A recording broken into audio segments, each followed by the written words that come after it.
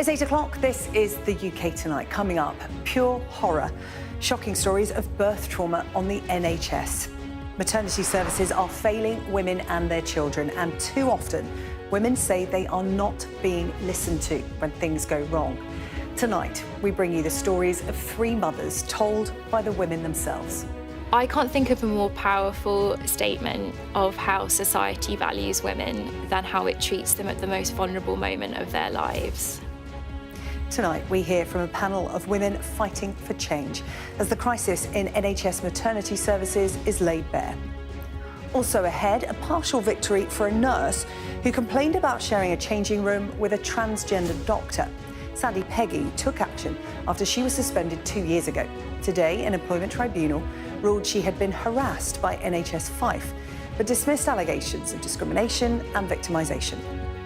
Plus, former footballer Joey Barton is given a suspended prison sentence over offensive tweets he sent to pundits Eni Aluko and Lucy Ward and the broadcaster Jeremy Vine. And the Queen tells the cast of Rivals she used to gallop through Dame Jilly Cooper's new novels as she paid tribute to her friend on a set visit planned before her death. All that to come, and much more on the UK Tonight.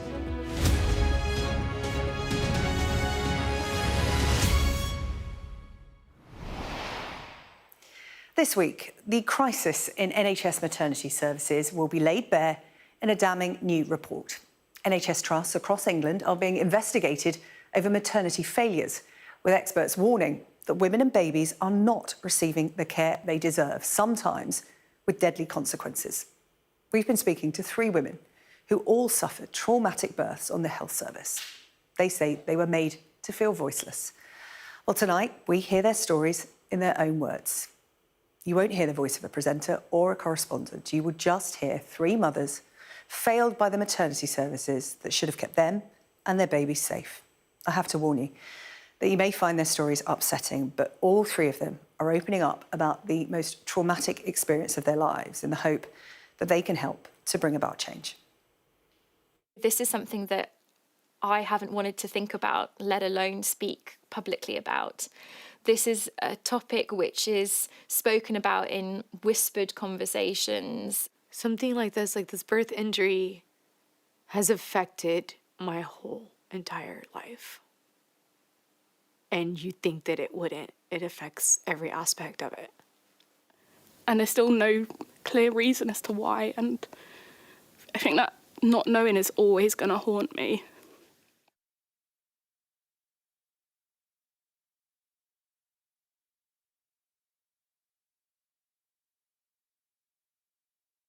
The plan was to have a home birth. That was the plan. No interventions, so no medications trying to push me to do anything, just a simple birth. I was struggling a little bit with my mental health and I wasn't very well supported. I'd called the crisis line on one occasion and I remember the midwife at my next appointment said to me, "Why did you call them?" in quite an aggressive and accusatory tone. And that kind of started this pattern of feeling like I wasn't able to talk to the midwives about what was going on and that I was very on my own. During my pregnancy, because I'd had a history of anxiety and depression, which I'd flagged early on, I was aware that that potentially made me higher risk. One of the particular things that we tried to minimise was the impact of acute sleep deprivation. So that was very much front and centre in my notes. During one of my normal antenatal appointments, I'd said I felt like Grace was a bit small, like I was 31, 32 weeks at the time, and was again reassured that everything's fine. She looks like she's grown perfectly. So I just kind of left it as it was. And then it was at the next appointment, so at a 34-week appointment, I once again said, I don't feel like she's big enough. Like I had a very small bump. I was told again, no, you're fine. Everything's completely fine. I didn't go into the birth with any particular expectation. I was really clear that I obviously wanted to know that she was going to be safe and that I was going to be safe.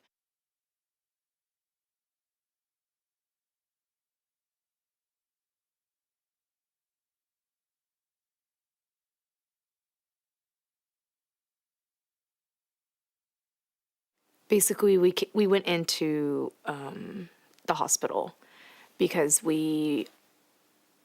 it was like there was some water leaking and I wasn't sure if it was my water breaking. We got to the reception And I remember the lady at reception said, no, you have to go to triage first. But a contraction came very strongly in that moment. And I made such a loud noise that several midwives kind of came running out the room. I could hear by the questions that I was being asked that my notes hadn't been read, which also increases your anxiety at that stage. I think it's also important to say that by that stage of sleep deprivation and also of pain, you're not able to advocate for yourself in the way that you normally would do. By the time I went back into hospital on the Monday morning, I was in really acute pain. I was almost unconscious with pain. I was vomiting. I just wanted it to be over. And so, I mean, this went on for hours. And then eventually the doctor came in and she went in and ruptured the membranes and had my water break, finally. And then I just felt this really sudden urge to push. And at that stage, when I felt the urge to push, I was in that room alone with my husband. There was no staff with us. I wasn't on a bed. I wasn't being monitored. My daughter wasn't being monitored. I hadn't been given any pain relief. I remember being swayed back and forth like this, like just being, and I thought, my God, what is going on? I feel like a turkey, like he's just stuffing me or like just, like it's just ridiculous. The midwife had one of the Dopplers, so to find where Grace's heartbeat was so they could get me on the monitor. And she just was struggling to find anything. And we were kind of both just there like, what's going on, what's happening? I was told that there wouldn't be time for an episiotomy, so I was basically just going to have to push through, which meant splitting myself in half, basically. One of the doctors came in with a ultrasound machine, and he said to me, Lauren, was that a contraction? And I said, yes. And he was like, I'm really sorry, but I can't find a heartbeat. And honestly, in that moment, the sounds that came out of me, I don't even know what they were. They're not something I could ever replicate. It was just this moment of pure horror and pain, like nothing else that is imaginable. This is clearly violent in every sense of the word, and I'm not shocked that I almost died, because the violent way that I was swayed. Next thing, I just knew I had to push, and I remember shouting to the midwife, I need to push. The pain was indescribable. I felt entirely expendable. It felt like it didn't matter what happened to me or my body, the most intimate part of my body. I felt just like a vessel. In my mind, I was dying. So I was saying goodbye to my husband and goodbye to my mom. I remember just seeing red everywhere. And then the pain kind of went away and Grace was born. She was wrapped up in a towel and handed to me, and she was still really warm, and just a full, beautiful baby. And I was literally looking at her, begging her to just make a sound, just move her eyelids a little bit, just do something.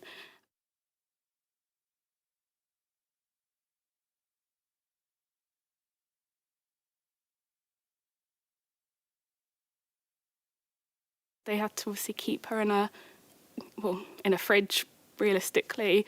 So she just got colder and colder and started deteriorating, which was a horrible thing to see and experience. It feels so strange after you've delivered, and I can remember looking down at my body and feeling like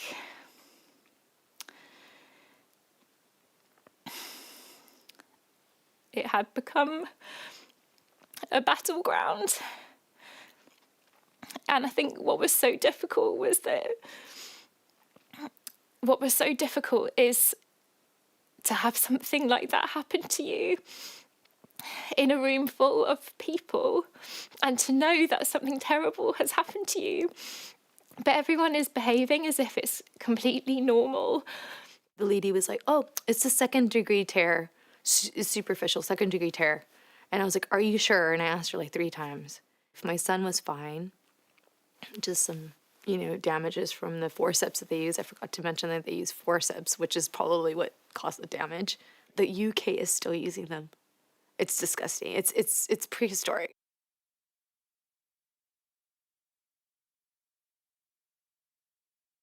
Honestly, I should have been sent to theatre because I was at such an increased risk of having like a postpartum hemorrhage, having a massive bleed. But apparently the theatre was busy, so I was just kind of left to wait and hope nothing bad happens. Which again, it all of these things made me feel like this is because my baby's died that you don't care. You don't care that I'm in pain. You don't care that I can literally die here. Because my baby's dead, I don't matter. I also felt very torn between, on the one hand, trying to understand the experience that I'd been through and trying to kind of piece myself back together physically and mentally from it, while also trying to step into this role that is expected of new mothers. I don't remember a lot of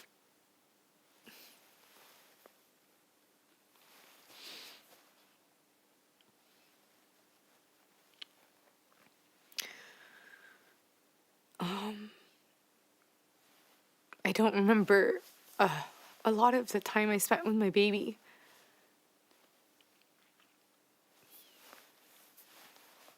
So I think that affected my relationship with my son.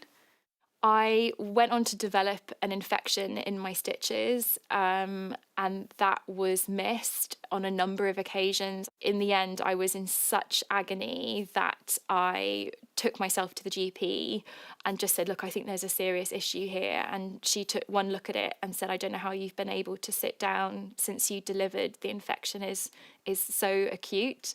One of the big ones was in those appointments where I was sharing my concerns about her growth. They hadn't actually been monitoring her growth properly. Her growth had massively tailed off. She was way under where she should have been. And if they'd have been logging that in itself, just even one of them would have shown she is not growing properly.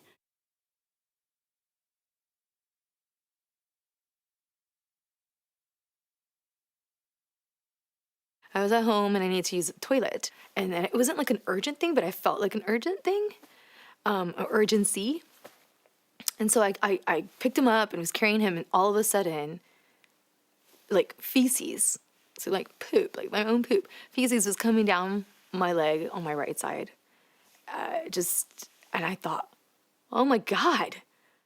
I think I was there with 2 different doctors, and they did like a check down there. I don't even know what it was called. I think it was like a camera or something like that. And they got really quiet all of a sudden. And then they came over and they told me that I had suffered a 3rd-degree tear that was not checked properly, and that was left that way. So, and that there was pretty much nothing I can do about it other than physio. It was like I was run over by a car.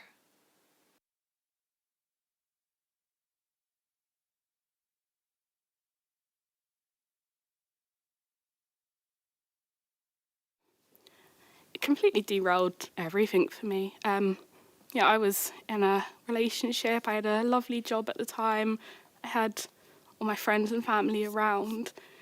And obviously the grief of losing our child, and both me and my partner needing someone to blame at the time, rightfully or wrongfully, well, definitely wrongfully, we kind of just blamed each other a lot of the time, which was horrible. It was not good. It was not good for any of us. My relationship with my husband, my relationship with my baby, my relationship with anybody. I didn't want to go out. I didn't want to do anything. I can't personally believe I will ever have another child, as much as I want to. And I've always wanted kids. I'm maternal and I love kids and the idea of being a mum. But I don't, in my heart, think I'll be able to carry a baby and it be born alive.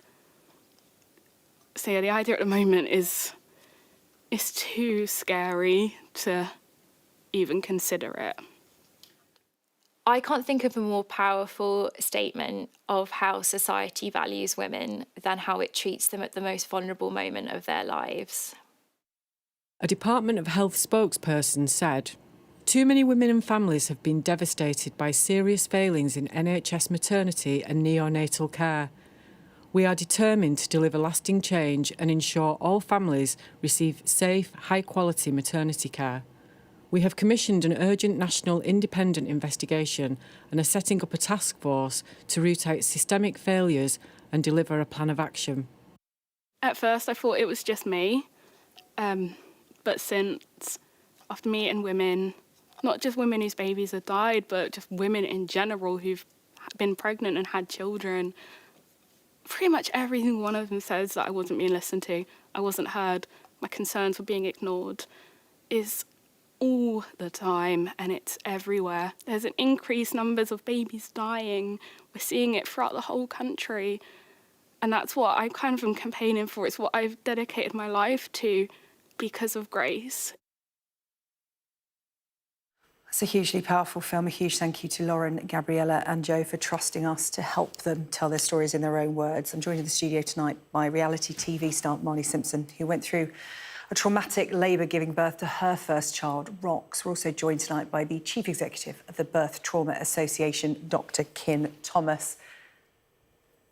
And live from Central Lobby in the Houses of Parliament tonight, we are joined by Labour MP and Chair of the All-Party Parliamentary Group for Black Maternal Health, Bel Ribeiro Addy. Ladies, thank you so much for joining me tonight. I know you were very keen to come in because this is such an important topic that, you know, throughout the day, speaking to women, anecdotally, it just isn't talked about openly enough. Dr Kim, just 3 stories there represented, but it gives you a real insight into what is happening in NHS maternity services in 2025. It is shocking.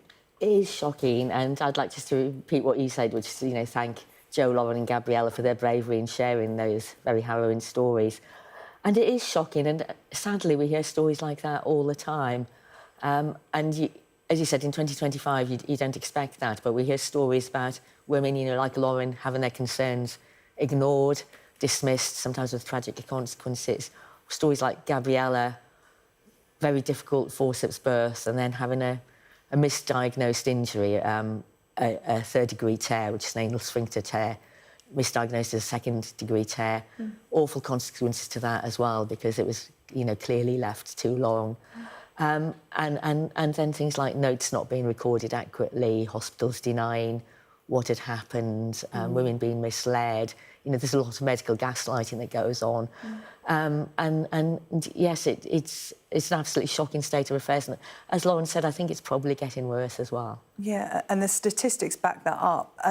Marnie, you've seen that film, and the stories are all too familiar to you because of what you went through. This was 6 years ago now. It's still happening as we speak to women across the country. Talk to me about your experience. I mean, I can relate to them ladies so much. A very similar thing happened to me. I was just ignored.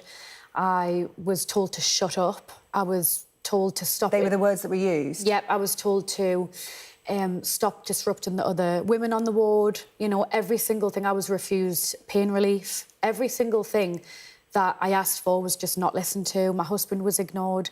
And it was just such a daunting time. It was my first baby. I had no knowledge. I didn't have a voice. And I feel like I was just completely just let down. What was the effect of that on you, Marnie? Well, I suffered with a lot of trauma, emotionally, physically. And I feel like this is the thing. It's a horrible event that occurs in your life, but you carry it with you forever. You know, I feel like I was robbed of having that, like, magical, natural birth that I always dreamed of, and I'll never get to do that. So, yeah, it's something that, like, I'll always have to live with, but it is just so sad that so many women experience this. Yeah, and once you talk about it, other women get in touch and share similar experiences. I want to bring in Bel. Bel, you two have seen the film, and something Lauren said stood out to me. She said she felt less deserving of care because her baby died, and that really stuck with me, being treated like a vessel. You know, the priority is the baby, the mother is second, and once the baby had died, she felt like she was left to fend for herself in her most vulnerable moments. And black women are disproportionately affected by birth trauma. Yeah, and it is a shocking situation, as you've heard already, in a country like ours, one of the largest economies in the world, we're meant to be one of the best healthcare systems in the world. This shouldn't be happening. And, you know, this isn't the first time we've gone down the road of a review. We've had the Ockenden review and others, and it keeps pointing to the same thing, that women are not being listened to. Every single woman and her baby deserves that high level of care that you would come to expect in hospitals in this country. But it's the same thing again and again: systemic failing, understaffing, all of these different issues that are contributing to a situation where, yes, there are huge disparities, but it's getting even worse. So more recently, the numbers or the figures have dropped. So it looks like black women are now less than 4 times likely to die in pregnancy and childbirth. And, you know, we found that it wasn't necessarily because less black women were dying, it's because more white women were dying.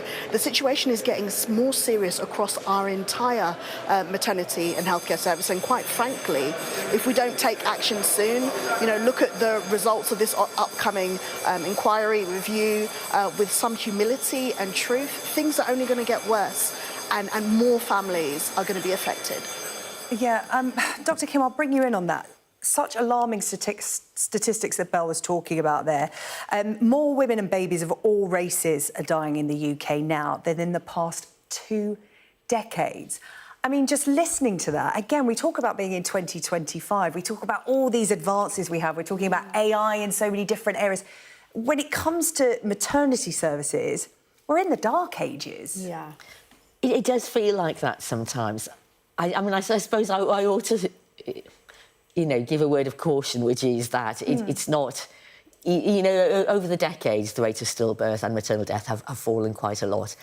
But, yes... It feels like women have got a 50-50 chance, though, when they go into maternity unit. By saying that, I mean 47% of maternity care units have been deemed unsafe by the recent Care Quality Commission review. So that's the kind of scale I'm talking about here. We're not trying to be alarmist, but 47%. It is really, really concerning, because you would expect every maternity unit to rate highly for safety. I think that's the least you can expect, actually, is for your maternity unit to be safe. So it's very understandable that women are worried going into that. And certainly the stories we hear of women coming out with injuries, completely unnecessary, missed diagnoses, you know, women having their concerns constantly dismissed, women being denied pain relief, you know, all these things, dirty wards and so on. It's incredibly worrying. Well, some of that you experienced, Marnie, sort of like the hygiene on the ward and everything. And again, you felt totally blindsided by your experience, because we talk about childbirth being magical, you know, it's... That's what I was expecting. Exactly. And, you know, we're sold the dream. But women, when they talk openly about what happened to them, even if they say, oh, I had quite a good birth experience, when you actually talk to them properly and talk through the steps, anecdotally, women aren't having the greatest experience. They're sold the dream and they're told something else. So how important is it to talk openly about some of the awful experiences that women have? I feel like if I had had more knowledge and if people spoke more openly to me, then I feel like I would have had more of a voice. You'd have felt more empowered to go, this doesn't feel right. And I feel like I would have, like, took control of the situation a bit more, like I did with my second 2 births. But because I didn't understand what was going on and I didn't know the do's and don'ts. So I just kind of took the nurse's word for everything that was happening, and I just went with their instinct, when really I should have been listening to my body. Well, earlier on today, I spoke to Donna Ockenden, the senior midwife who's leading the largest review of maternity services in NHS history. And I asked Donna her reaction to our film today. I found it personally really upsetting. You can hear the anguish, you can see the distress, and this is physical and psychological trauma that will remain with these women and their families, I mean, forever. I think that's what we need to be really clear about. The loss or the death of a baby or permanent harm to a mother isn't something that happens today and it's all gone tomorrow or next week or next year. This is lifelong harm and trauma. And quite simply, we know what we need to do to improve upon maternity services so that less women less babies, less families are suffering this lifelong harm, and we just need to get on and do it. Yeah. We know what to do. It's been happening for decades. It continues to happen. Some studies say it's actually getting worse for women in the UK. Is this a national shame that's not being talked about enough, Donna? I think it absolutely is a national shame. I mean, the accounts from the women this morning covered not being listened to in the antenatal period. So Lauren described repeatedly raising concerns that our baby wasn't growing, and she was like, told, oh, you know, don't make a fuss, it's all fine, and, you know, she's doing fine, and she clearly wasn't. Grace clearly wasn't. Women who described the most appalling pain, being told, oh, you just had a small tear, and then being incontinent of faeces, because clearly the tear had not been small, and then psychological harm that has remained with Jo since the birth of our baby. So, yeah, these things are happening on a daily basis. I think it's also important to say that I speak to staff on the ground across England every single day of the week, and they also say to me, we simply do not have the resources. Now, this has been well known for years. Not enough being done to ensure that staff, the vast majority of staff who want to give good care, are enabled to give the good care that they want to. There's something Jo in the film said that I think is going to stay with me for a long time. She said, I can't think of a more powerful statement about how society views women than how they treat them at the most vulnerable stage of their lives. That is such a powerful statement. Would you agree with her? Absolutely, absolutely. You know, the three mothers today described what happened to them at probably one of the most vulnerable times of their lives, and the treatment that they got. And I hear from so many other mothers and fathers and families across the country is just simply unacceptable. We have to fix it. I will keep saying this. We have to fix this. Is there encouraging news? Because, you know, many mums-to-be, many families will watch this and find it really disturbing that, you know, 47% of maternity units in the UK, I think according to the recent Care Quality Commission, 47% of maternity care units have been deemed unsafe. So I think we're in a completely unacceptable position. What I would say to women across the country is, if you are concerned, if you've got worries, you know, make those concerns heard. Speak initially to your midwife. If necessary, ask to speak to a consultant obstetrician, you know, the director of midwifery.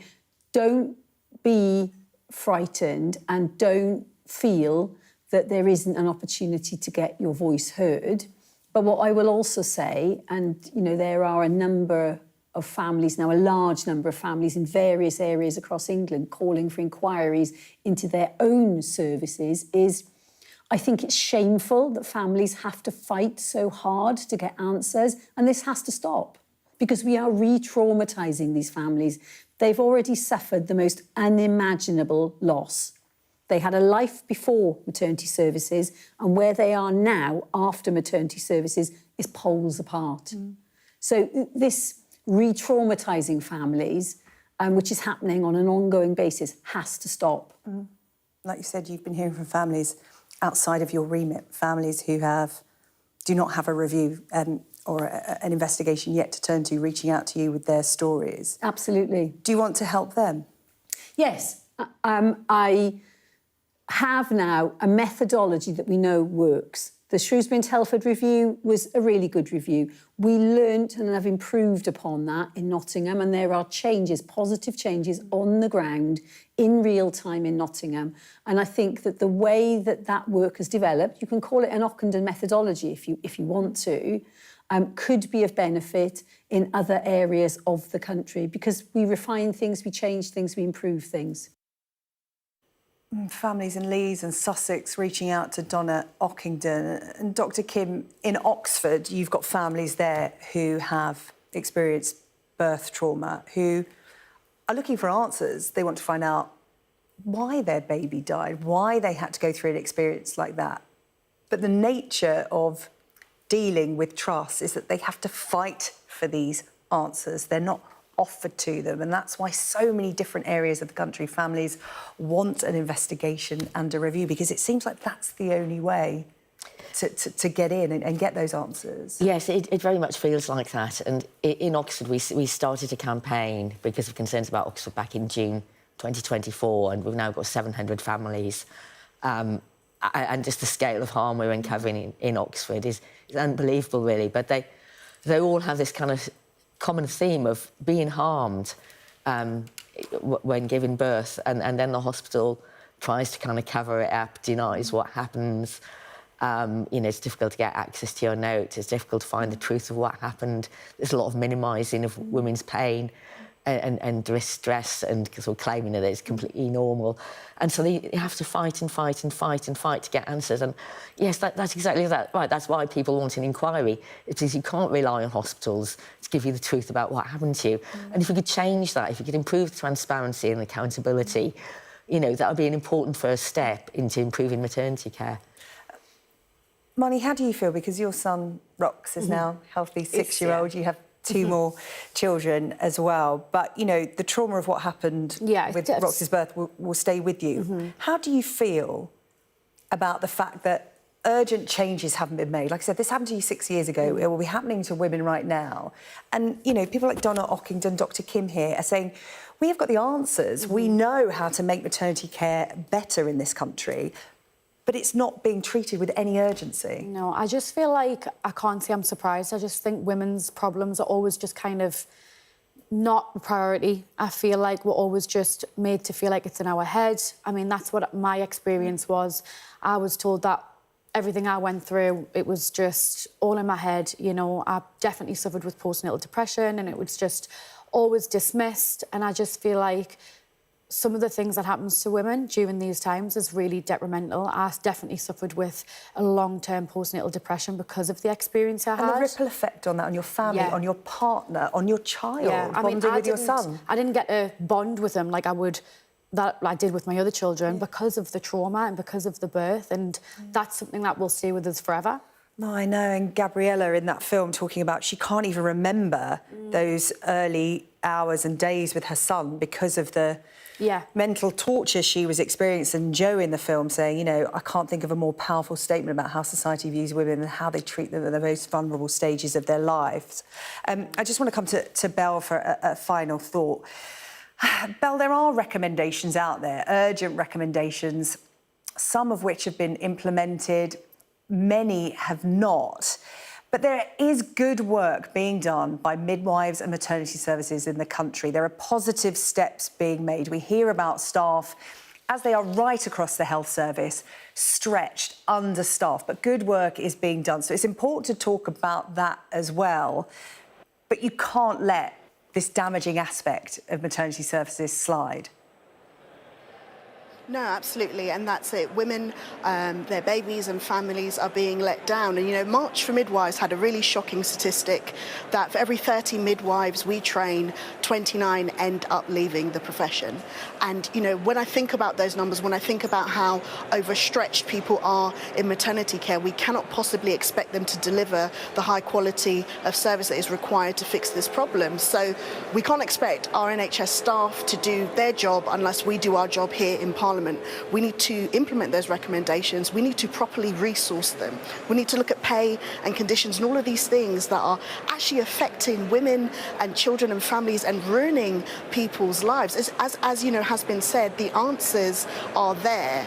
We just need to make sure that we're putting everything we can into them and making sure that we're not ignoring the fact that there are racial disparities, that there is literally a postcode lottery in some of this as well. We need to remember that the inequalities go far and wide, and make sure that we're challenging each and every one of them, because in our country, in a country like ours, this shouldn't be happening.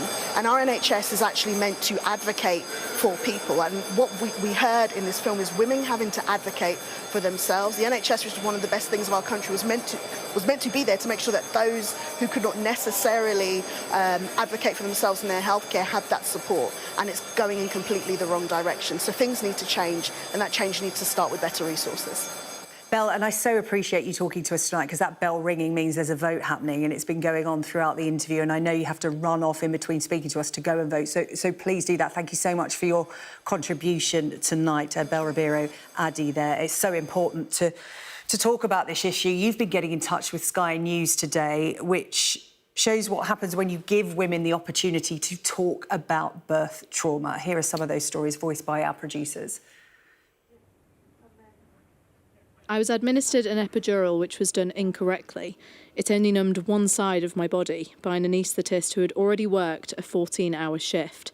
When they called the anaesthetist back, they were informed that he had gone to do another surgery and I had to wait another few hours before he could administer the epidural again. I was diagnosed with postnatal depression very soon after that. It affected the way that I bonded with my first son and took 4 years for me to try for another child. I had pains. I told them I felt like I was peeing myself. They checked my blood pressure, listened to the heartbeat and sent me home. By Sunday, my pains were worse, but the weeing had stopped. We went back to the hospital where they checked my blood pressure, listened to the heart and then belittled me by saying, "Darling, it's called labour for a reason. Go home and have a bath." I have a history of trauma as a minor and as a result, PTSD. My birth preferences document included crucial information on my sensory and emotional needs going into labour and the reasonable adjustments I'd need to be most comfortable and to avoid unnecessary distress if I was in a lot of pain. The triage nurse did not pass along my birth preferences document to the midwives, nor was this verbally communicated. While pushing, I was in a lot of pain, and as a result, I was being quite loud in my discomfort. The obstetric doctor sharply told me to push again, but without the screaming this time, which I found triggering and upsetting. Well, it's a conversation that will run and run. It is a busy week. Tomorrow we have the initial findings to be published from the independent National Maternity and Neonatal Investigation led by Baroness Amos. We'll get that tomorrow morning. And then on Wednesday, the Care Quality Commission will publish its maternity survey. So this is something we'll be talking about all week. And we should be talking more about Marnie and Dr. Kim. Thank you so much for coming in to talk to us about it, because it feels like by making noise and empowering women to talk about something so intimate and traumatic, which is difficult, but by allowing them the space and the sort of security to do that comfortably, it feels like the only way we're going to get this moving forward with the urgency it deserves. So thank you both so much for coming into the studio for me tonight. Now, let's talk about other news today. 2 teenage asylum seekers detained after raping a 15-year-old girl in Leamington Spa. The pair, both aged 17 and from Afghanistan, have now been sentenced to 10 and 9 years respectively and also face deportation. Sky's Oliver Whitfield. Mirchich joins us now from the newsroom with the latest. Yes, SJ, this is the now ability of the media to name these 2 defendants as Jan Jahanzeb and Isra Niazal, after a judge agreed with members of the press that their anonymity should be lifted in order to stop the spread of misinformation. Now, both the defendants in this case admitted at an earlier hearing that they had been responsible for the rape of this 15-year-old girl who'd been out drinking with her friends. She was socialising. She was drunk at the time when the 2 defendants convinced her to go with them and then dragged her to a wooded area in some parkland where this rape occurred. As she was being dragged away, she was crying, she was screaming out for help, but one of the defendants put his hand on her mouth, which then stifled those screams.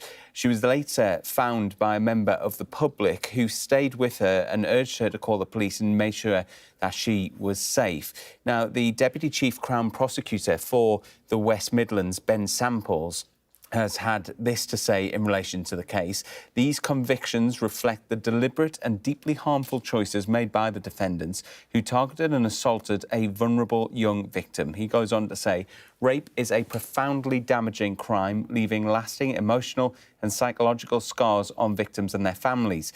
The evidence in this case, including recordings and the victim's own testimony, made clear the defendant's responsibility for the suffering caused. Now, the victim in this case says that every time that she goes out, she no longer feels safe. Meanwhile, the defendants, one of them has already been handed deportation paperwork, which will happen after his time has been served. The other says that he would like to remain in the United Kingdom and continue to seek asylum because he had fled the Taliban. That's why he left Afghanistan as a 17-year-old after his father had been murdered. He was a member of the Afghan National Army. However, the judge in the case said it was her recommendation that he too should also be deported once his time was served. Thank you.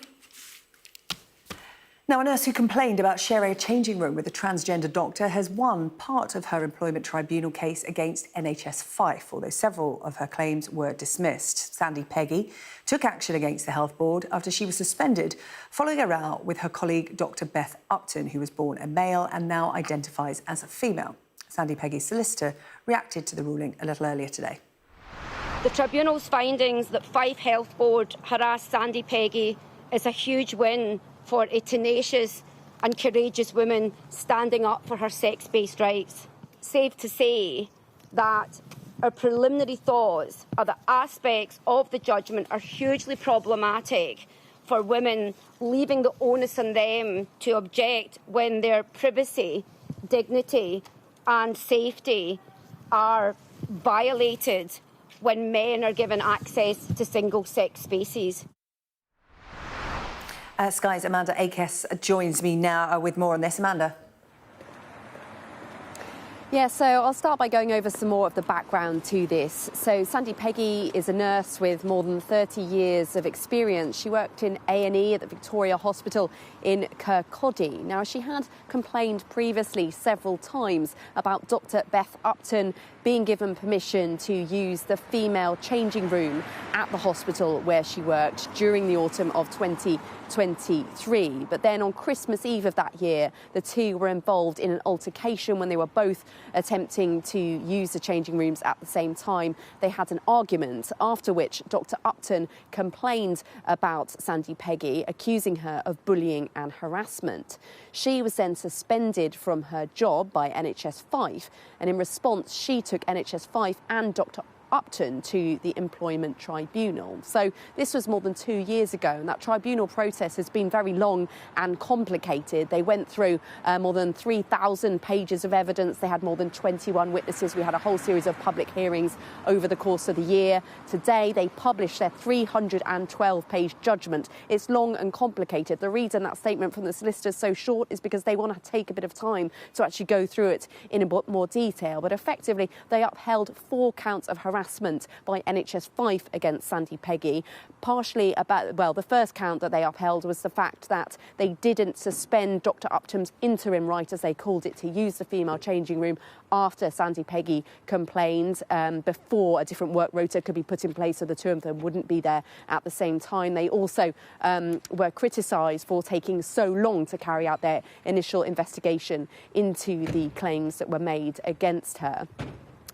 So clearly she has said today that she's delighted by this result, although actually it's a partial victory for her in the sense that other claims that she made about victimisation and discrimination weren't upheld, and nor were any of her claims made against Dr Upton. But really this is a very significant case across the country because it really gets to the heart of that row that we've seen that's been so fraught over so many years about trans rights over human rights, and it's still not finished because we're still waiting for the government to come forward with their guidelines on how to implement the Supreme Court's ruling on biological sex that they made earlier this year, which should make it clearer on how public bodies should actually decide who is able to use single-sex spaces. Amanda, thank you. The Conservatives have been putting the pressure on the government over the national inquiry into grooming gangs, insisting it must leave no stone unturned.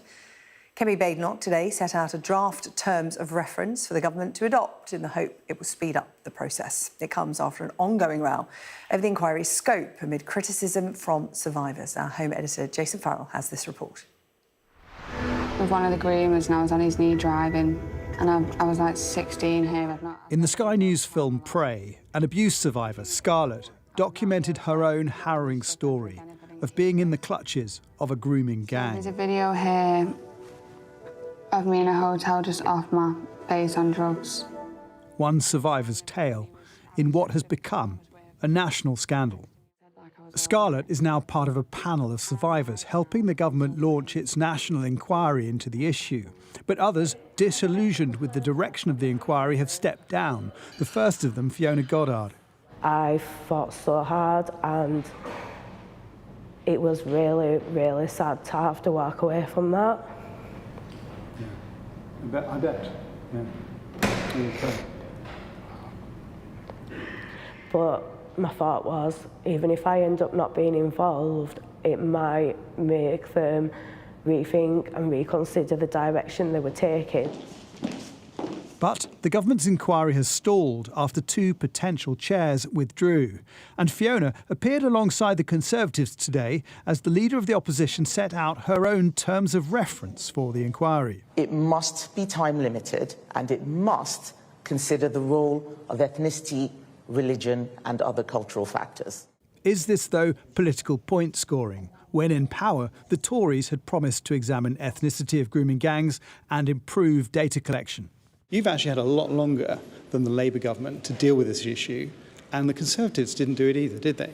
Well, what we're actually asking them is to pick up where we left off. We did quite a lot of stuff. The ICSI inquiry, you talked about the one that Sajid Javid did, but we also saw many things happening during that period. We had COVID, for example, which delayed a lot of government activity.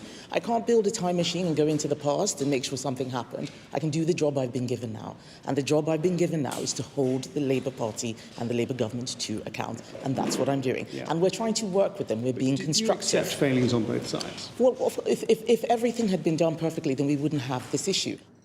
Although there were survivors represented here at this press conference today by the Tories, it's also true to say that different groups want different things from this inquiry, and it has become a bit of a political battleground, with Labour saying that they will set out their own terms of reference and that will be informed by survivors.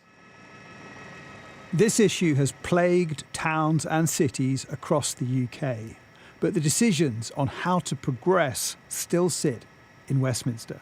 And what the government needs more than anything is an independent chair who can take it away from politics.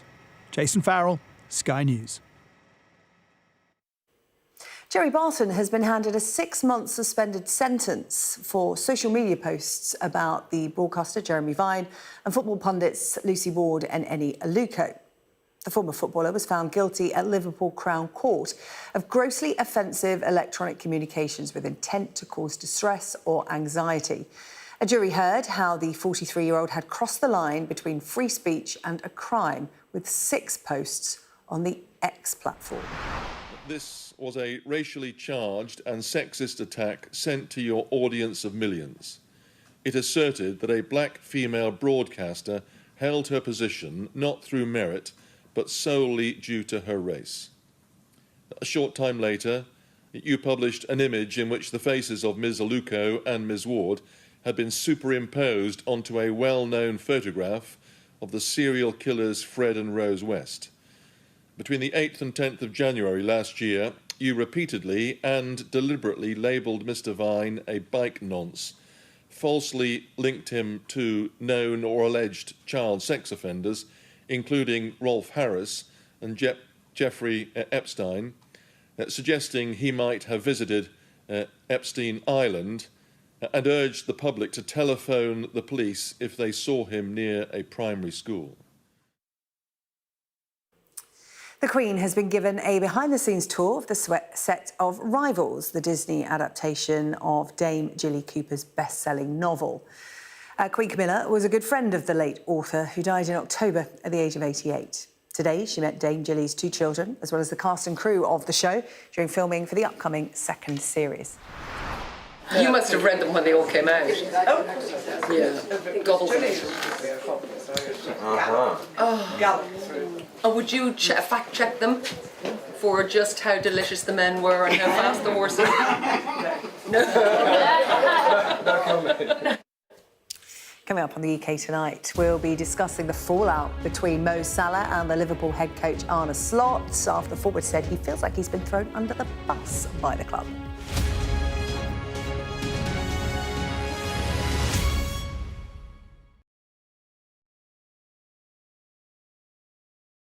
Okay, there's a lot of firing going on. Can you explain to me why? We're journalists, sir.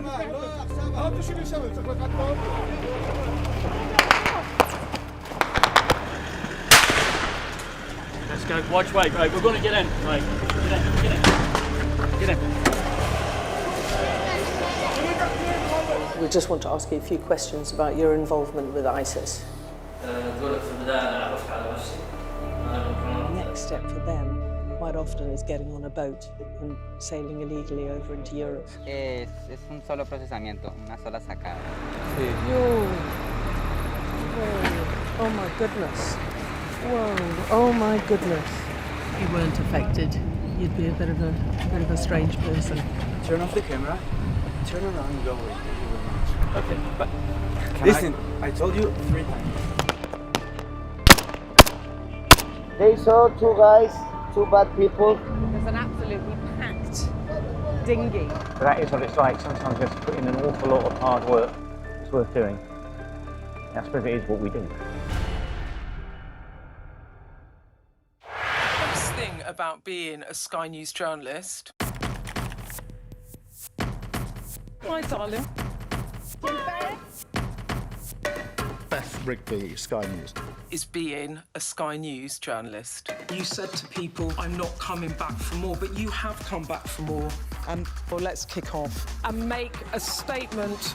What can our Prime Minister say to you to not impose tariffs? He's coming out! What more do you need? Liberation Day. By popular demand, Wow. here we are. Donald Trump. It is quite the story. Wherever it goes, on Trump 100, we go with it. Can you tell us who you're looking for? Unbelievable we've come to this. Are you overstating the reach and significance of this deal? Not like you said it. From the UK. Why don't you go back to your country where you have a major migrant problem? It was 10 feet from him, and all of a sudden the shot's running out. People impacted. I'll tell you on another day on the podcast what that was all about. Join us wherever you get your podcasts. The trauma for everyone who witnessed what happened here hasn't gone away. Devastation.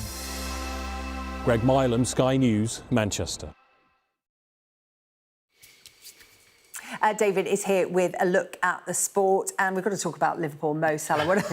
What a few days it has been for that player and that club. Yeah. Bring us up to speed with what's happened today, because we've all seen the interview clip with Mo Salah saying, essentially, Liverpool have thrown me under the bus. Yes, that's right. So that was in the mix zone after Liverpool's 3-3 draw at Leeds on Saturday night. When that story broke on Sky Sports News, we were like, right, OK, it's going to get busy tonight. Yeah. But then, of course, we knew that Arne Slot would need to speak to the media after that at some point. As it happens, it's today, because Liverpool play Inter Milan in the Champions League tomorrow. Manager gives a press conference on the day before, as usual. Of course, he was going to be asked about this. Now, what was interesting was that Arne Slot didn't say, oh, I just want to talk about the Inter Milan game. He happily welcomed questions. I have to say, he dealt with it so well.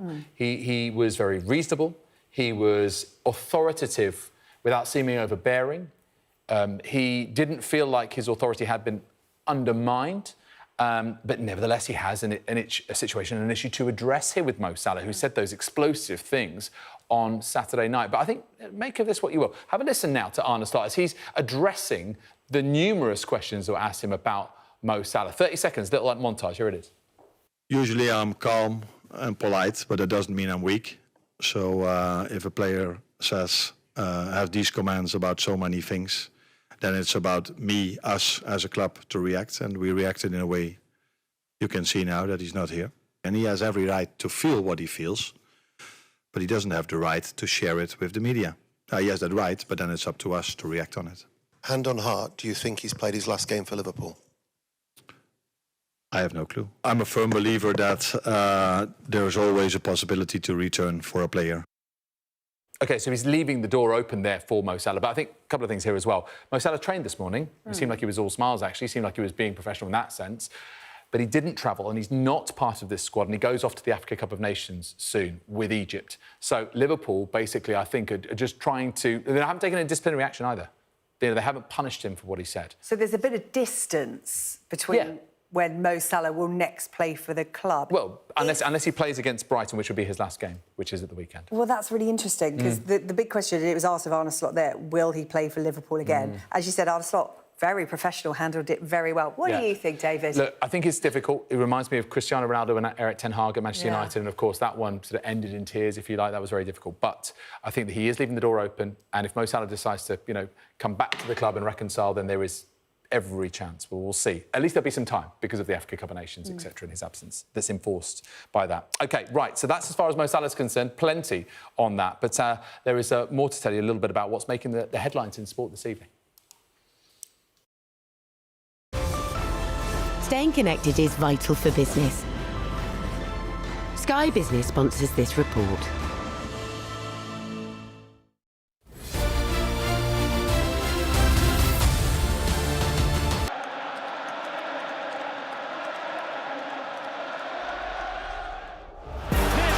Typical Touré, absolutely brilliant. Yaya Touré tries to place it and does. Yaya Touré may just have delivered the Premier League title as well. When I started from my academy, I always loved goals.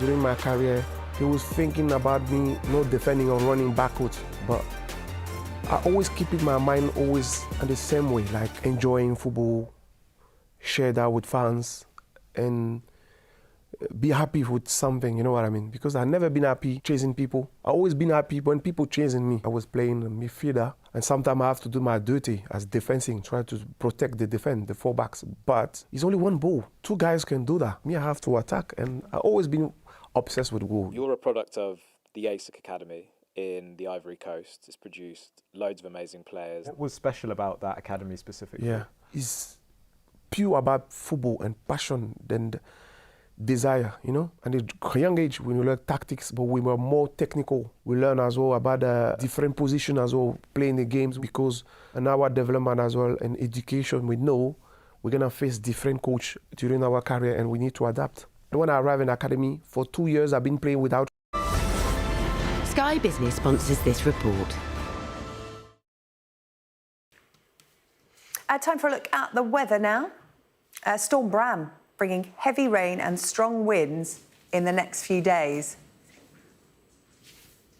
Amber warnings have been issued for wind over northwestern Britain and the south and west of Ireland tomorrow, and for rain in parts of the southwest, while widespread yellow warnings extend into Wednesday. It's going to be mainly fine into the evening, but southern England will be wet. There's a risk of showers elsewhere, mainly in the northwest. Storm Bram bringing potentially disruptive heavy rain and strong winds to all except northern Scotland tonight, with widespread 50-mile-an-hour gusts inland and gales around southwestern coasts. That's all from the UK tonight. The show will return tomorrow night at 8 o'clock. Up next, it's The World with Dominic Wackhorn. Thanks for watching.